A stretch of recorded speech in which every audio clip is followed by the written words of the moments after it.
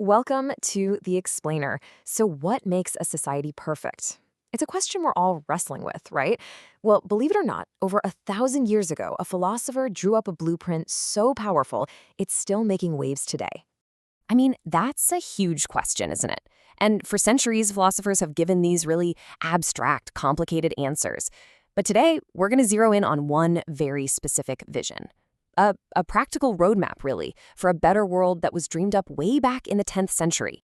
And to really get this incredible blueprint, first, you gotta meet the genius who came up with it. All right, so let's get into it. We're going to jump back in time and head to the 10th century to meet someone pretty extraordinary.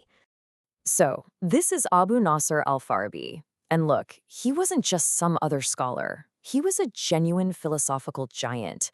I mean, his work completely changed the game and influenced thinkers for centuries after him. In this timeline, this really tells a story, doesn't it? Just think about this. He writes his incredible book around 940 AD, and then for almost 1,000 years, it's preserved until it gets its first modern printing. We then had to wait until 1985 for the landmark English edition that really opened it up for most of us. That's just wild. This isn't some dusty old book. It's a living conversation that's been happening for a millennium.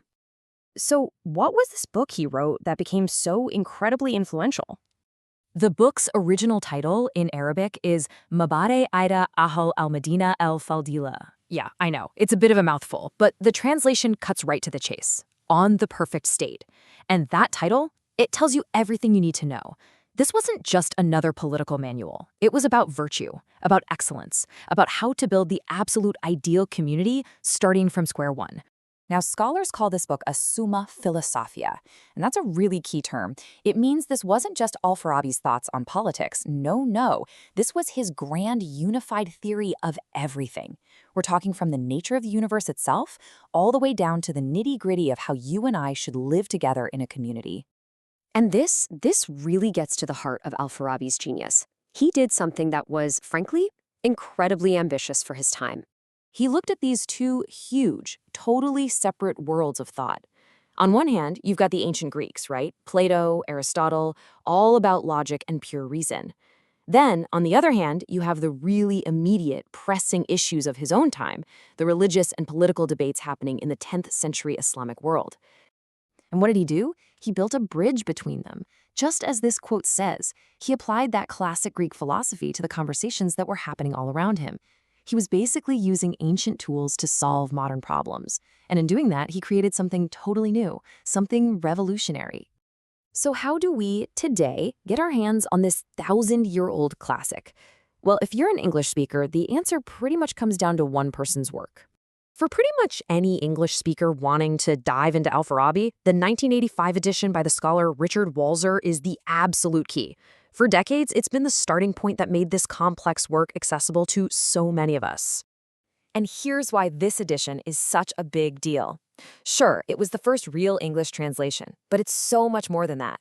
Walzer didn't just translate, he created a critically edited text, digging up manuscripts that nobody had even looked at before. And, this is the best part, he included a full-on commentary. It's like having a guide sitting right there with you, helping you unpack all these dense, brilliant ideas. It's not just a book, it's a whole toolkit. Okay, so let's get to the big question. Why should we care about this today, right? I mean, why read a 10th century book about a perfect state when our world is, well, so incredibly complicated? Because it's not just a historical document, it's a living blueprint. See, for Al-Farabi, the goal of a state wasn't about power or money. It was about creating happiness and moral perfection for its citizens. He thought a leader needed to be more than just a politician. They had to be a wise philosopher. And that makes you ask, doesn't it? Are our own societies built for our well-being or for something else?